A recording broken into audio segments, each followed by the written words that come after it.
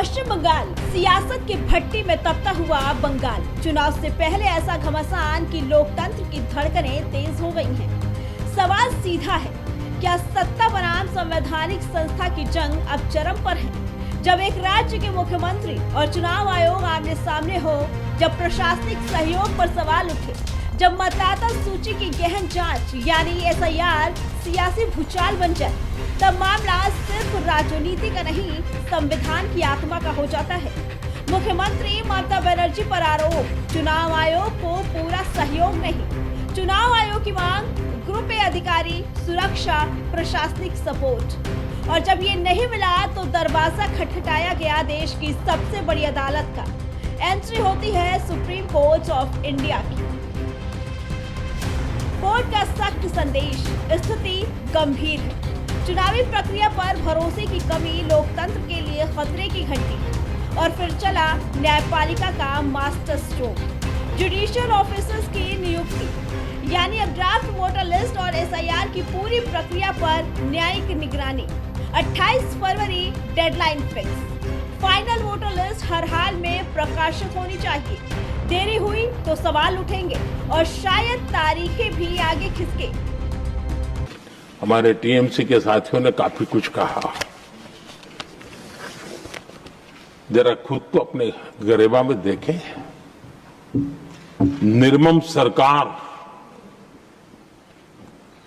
पतन के जितने भी पैरामीटर्स हैं, उन सब पैरामीटर्स में नए नए रिकॉर्ड बनाते जा रहे हैं और यहां उपदेश दे रहे हैं। क्या हाल करके रखा हुआ है? ऐसी निर्मम सरकार से वहां के लोगों का भविष्य अंधकार के अंदर डूब रहा है, लेकिन इनको कोई परवाह नहीं है। सत्ता सुख के सिवाय कोई आकांक्षा नहीं और वे यहां उपदेश देते हैं। अब जरा सियासी गणित समझते हैं। विपक्ष, खासकर भारतीय जनता पार्टी, लगातार आरोप लगाता रहता है कि बंगाल में फर्जी वोटरों का खेल चलता है। घुसपैठ, अवैध नामांकन, वोट बैंक की राजनीति, ये शब्द अब बहस के केंद्र में है।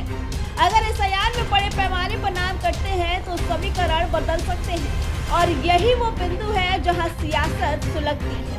ममता बनर्जी तीसरी बार सत्ता में है, चौथी बार की तैयारी में जुटी है, लेकिन इस बार रास्ता आसान नहीं। चुनाव आयोग की सख्ती, अदालत की निगरानी और विपक्ष का आक्रामक रुख, तीनों मिलकर चुनाव को हाई वोल्टेज बना रहे हैं। बंगाल का इतिहास गवाह है, प्री पोल हिंसा, पोस्ट पोल टकराव, प्रशासन पर आरोप। ऐसे माहौल में अगर संस्थाओं के बीच भरोसे की कमी दिखे तो लोकतंत्र की नींव हिलती है। यही वजह है कि सुप्रीम कोर्ट ने संकेत दिया है कि चुनाव निष्पक्ष और समयबद्ध होना चाहिए, चाहे इसके लिए असाधारण कदम क्यों न उठाने पड़े। अब बड़ा सवाल, अगर 28 फरवरी तक प्रक्रिया पूरी नहीं होती है तो क्या चुनाव टल सकते हैं? संकेत मिल रहे हैं कि देरी की सूरत में तारीखें आगे बढ़ सकती हैं और अगर ऐसा हुआ तो राजनीतिक जिम्मेदारी किस पर आएगी? क्या ये राज्य सरकार के लिए साख का संकट बनेगा या लड़ाई सिर्फ TMC बनाम BJP नहीं, ये लड़ाई है राज्य बनाम संस्था, सत्ता बनाम व्यवस्था या फिर लोकतंत्र की मजबूती की परीक्षा?